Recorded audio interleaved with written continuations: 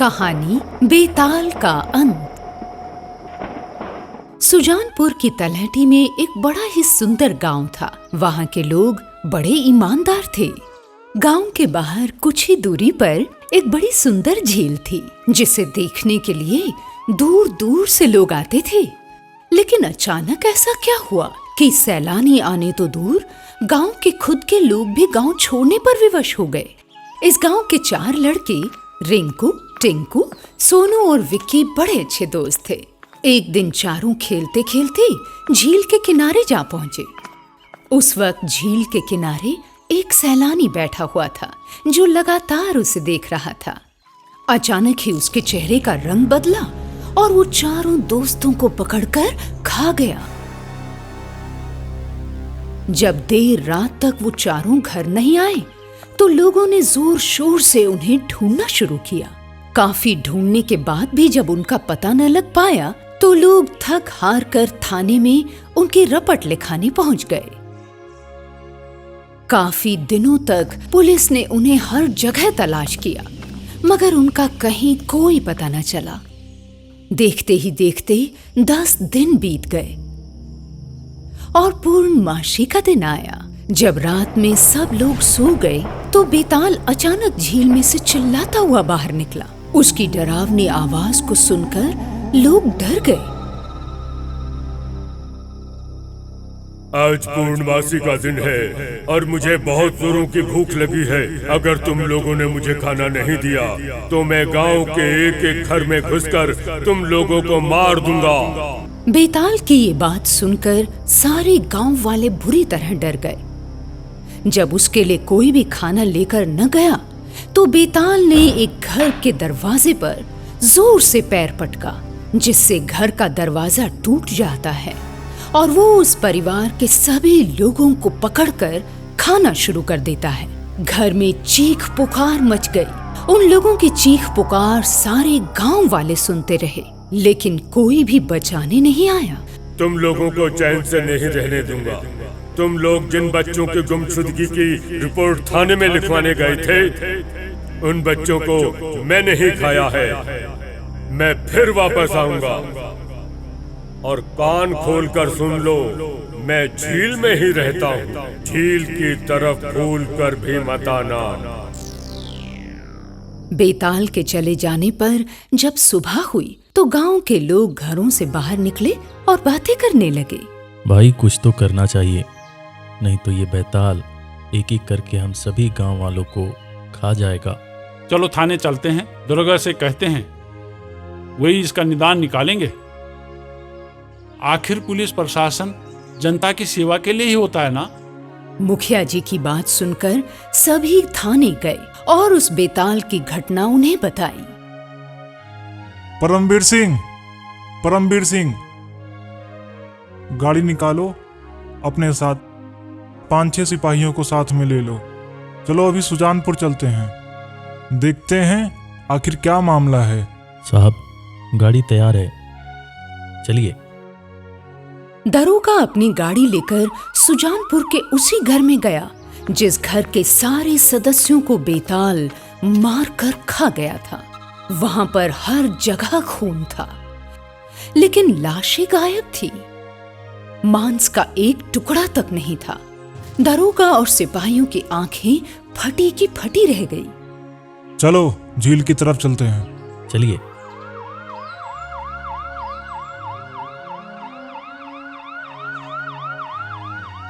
जैसे ही दारोगा और गांव वाले उस झील के पास पहुंचे, वहां पर तेज तेज हवाएं चलने लगी। दिन में ही अंधेरा छा गया। झील का सारा पानी लाल हो गया। उसके अंदर से खून से सना लाल रंग का बेताल निकला। उसने दारोगा को पकड़कर सबके सामने ही खाना शुरू कर दिया। उधर हवलदार और 6 सिपाही बेताल पर गोलियां चलाते हैं, लेकिन उन गोलियों का कोई असर उस पर न पड़ा। लोग डर के मारे इधर उधर भाग रहे थे। तुम लोगों से मैंने कहा था ना, मैं झील में रहता हूँ और भूल कर भी झील की तरफ नहीं आना, लेकिन तुम लोग नहीं माने। दारोगा तो मेरा भोजन बन गया, तो मैं तुम्हें भी खा जाऊंगा। इसके बाद वो अचानक पानी में गायब हो गया और गांव के लोग डर के मारे एक बार फिर से थाने पहुंचे। वो हवलदार से किसी तांत्रिक को बुलाने के लिए कहते हैं। मैंने भले ही अपनी आंखों से देखा है, लेकिन कानून भूत बैताल या किसी तांत्रिक को नहीं मानती। अब दारोगा का मामला आ गया है। एसपी साहब खुद एक्शन लेंगे और बैताल पकड़ा जाएगा। गांव वालों को कानून की पट्टी पढ़ाकर वो उन्हें वापस खाली हाथ गांव जाने के लिए कहता है, मगर गांव वाले नहीं मानते। आपस में सलाह मशवरा करके एक अघोरी तांत्रिक के पास शमशान पहुंच जाते हैं। अघोरी तांत्रिक रात के वक्त लोगों को अपने पास आता देख उनसे कहता है, अलख निरंजन, तुम लोग इतनी रात को मेरे पास क्यों आए हो? तांत्रिक बाबा, हर दिन रात को हमारे गांव में एक बैताल आता है और लोगों को आकर खा जाता है। हम लोगों की जान आप बचा लीजिए, हम लोग आपकी शरण में आए हैं। वो अपनी योग की दृष्टि से बेताल को देखते हुए कहता है,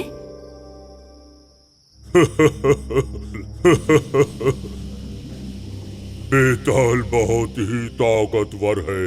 वो किसी को नहीं छोड़ने वाला, वो किसी को नहीं छोड़ने वाला।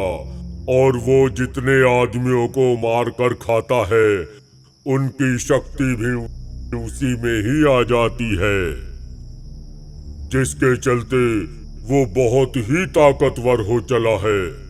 वो जितने आदमियों को मारेगा, वो उतना ही ताकतवर होता चला जाएगा। हे तांत्रिक बाबा, अब हम लोग क्या करें?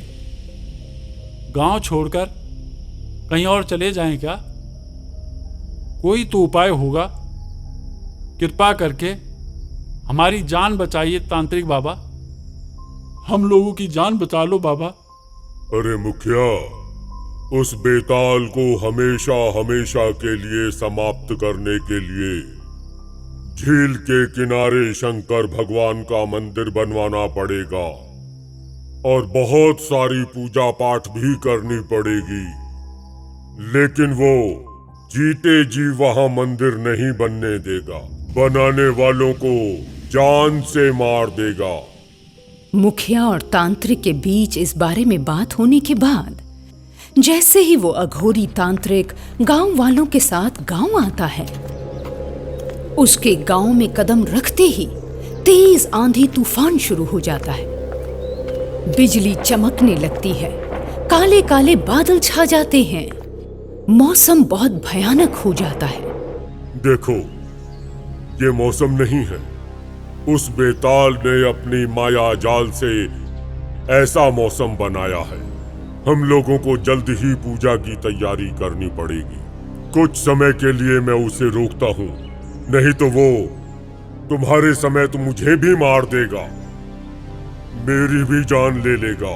वो बहुत ही ताकतवर है। और फिर तांत्रिक ने शिव शंभु कहकर अपना त्रिशूल ऊपर आकाश की ओर उठाया, जिससे मौसम सामान्य हो गया। मौसम के सामान्य होते ही लोग कहने लगे, बाबा, ये तो चमत्कार हो गया बाबा, ये तो चमत्कार ही हो गया। चमत्कार नहीं हो गया, बेताल ये जान गया है कि मैं यहाँ आ गया हूँ और वो जरूर हमला करेगा। तुम लोग पूजा की सामग्री लेकर मेरे साथ झील के पास चलो। जैसे ही वो झील पर पहुंचते हैं, तांत्रिक वहीं हवन कुंड बनाकर उसमें आहुति देना शुरू करता है। देखते ही देखते हवन कुंड में से एक विशाल सा प्रकाश प्रकट होता है। मालिक, मुझे किस लिए अग्निकुंड से मुक्त कराया है? मुझे आदेश दो, मुझे क्या करना है? जो कहोगे मैं वो दूंगा, लेकिन तुम्हें झील में रहने वाले बेताल का अंत करना होगा। मालिक, वो बेताल इस गांव का नहीं है, वो एक सैलानी है जो बरसों पहले इस झील को देखने आया था। शाम के वक्त जब वो इस झील के पास खड़ा था, उसे एक मगरमच्छ ने पकड़ लिया। मगरमच्छ के पकड़ने के बाद वो बचाओ बचाओ चिल्लाता रहा, मगर किसी ने उसकी मदद नहीं की। और मरने के बाद वही बेताल बनकर गांव वालों को मार रहा है। अगर गांव वालों ने उसकी मदद की होती तो वो मगरमच्छ से बच सकता था, मगर गांव वालों ने उसकी मदद नहीं की, इसीलिए वो अपना गुस्सा गांव वालों पर निकाल रहा है। इसके साथ ही वो दिव्य शक्ति झील के अंदर गई और अपने साथ बेताल को लेकर बाहर निकली। दोनों के बीच भयानक लड़ाई हुई, लेकिन दिव्य शक्ति बेताल को मारने में कामयाब हुई और वापस हवन कुंड में प्रवेश कर गई। उस दिन से सुजानपुर में फिर से खुशहाली छा गई। बाबा के कहने पर लोगों ने वहां एक भव्य माँ का मंदिर बनवाया, जहां पर लोग निरंतर माँ का पूजा पाठ करने लगे। फिर उन्होंने बेताल का सामना कभी नहीं किया। राजू की नई नई नौकरी लगी हुई थी। वो अपनी पत्नी से खाने का टिफिन लेकर खुशी खुशी पहली बार अपनी ऑफिस जा रहा था। आज उसके ऑफिस का पहला दिन था। घर से बाहर जाकर वो अपनी नई स्कूटी पर सवार होकर अपनी पत्नी रागिनी को टाटा बाय बाय करते हुए चल देता है। और तब तक रास्ते में उसे एक सिक्योरिटी गार्ड दिखाई देता है, जो हाथ के इशारे से उसे रोकना चाहता है। अनजान सिक्योरिटी गार्ड को देखकर राजू स्कूटी की स्पीड को तेज कर देता है। शहर में अक्सर लोग अपरिचित की मदद नहीं करते हैं, क्योंकि न जाने वो क्या कर बैठे, कुछ पता नहीं रहता। राजू अपने ऑफिस पहुंचता है। उसका ऑफिस 7वीं मंजिल पर था। वो जैसे ही लिफ्ट के दरवाजे पर बढ़ता है, लिफ्ट के दरवाजे पर उसी सिक्योरिटी गार्ड को पाता है। सिक्योरिटी गार्ड राजू को देखते ही उससे बोलता है, यो साहब कैसे हैं? अरे मैं लेट हो रहा था ना, इसलिए सोचा आपकी मदद ले लूं, तो ही मैंने आपको रुकने के लिए हाथ दिया था। राजू आश्चर्य से उस सिक्योरिटी गार्ड को देखता है और उससे कहता है, तुम इतनी जल्दी कैसे पहुंच गए? ऊपर 7वीं मंजिल पर एक साहब रहते हैं जो हमेशा गाड़ी से आते हैं, मैं उन्हीं के साथ चला आया। राजू सिक्योरिटी गार्ड से बात करके ऑफिस में चला आता है। राजू का पहला दिन होने की वजह से बॉस सबसे राजू का परिचय करवाते हैं। आज हमारे ऑफिस में राजू का पहला दिन है और आज ही के दिन हमारी कंपनी शुरू हुई थी, इसलिए आज पार्टी धूमधाम से होगी। उसके बाद सभी मिलकर पार्टी करते हैं और फिर अपने अपने काम में लग जाते हैं। तभी अचानक वही सिक्योरिटी गार्ड राजू के पास आता है। सिक्योरिटी गार्ड राजू के पास आकर खड़ा हो जाता है, तो राजू उसको देखकर बोलता है, क्यों, अब क्या हुआ? अब क्या काम है तुमको? साहब आपके नाम कोई चिट्ठी देकर गया है। इतना कहकर सिक्योरिटी गार्ड राजू को चिट्ठी दे देता है और उस चिट्ठी को पढ़कर राजू की आंखें फटी की फटी रह जाती हैं। चिट्ठी उसके कॉलेज की प्रेमिका ने भेजा था। उसने लिखा था, राजू, तुमने मुझसे शादी न करके मुझे धोखा दिया है, फिर भी मैं तुमसे प्यार करती हूँ। अपनी मरी हुई प्रेमिका के हैंडराइटिंग में लिखी हुई उसकी चिट्ठी पाकर राजू सोच में पड़ जाता है। कुछ ही दिन पहले वो अपने बच्चे के साथ नदी में कूदकर मर गई थी, फिर कैसे चिट्ठी लिख सकती है? राजू के मन में तरह तरह की बातें उभरने लगती हैं और शाम के 5 बजे राजू ऑफिस से घर के लिए निकल पड़ता है। और तभी रास्ते में सिक्योरिटी गार्ड सामने आ जाता है और राजू से बोलता है, क्यों साहब, नौकरी का पहला दिन कैसा रहा? तुम्हें कैसे पता कि मेरा पहला दिन था? और तभी सिक्योरिटी गार्ड का चेहरा बदलने लगता है और उसकी मरी हुई प्रेमिका का रूप धारण करने लगता है। और अब सिक्योरिटी गार्ड के रूप में उसकी प्रेमिका बोलती है, मैं तो हमेशा तुम्हारे साथ रहती हूँ। आत्माएं जब जी चाहे अपना रूप बदल सकती हैं। चलो, आज मैं तुम्हारी स्कूटी पर बैठूंगी, हमें भी ले चलो अपने घर, तुम्हारे नए बंगले को देखूंगी।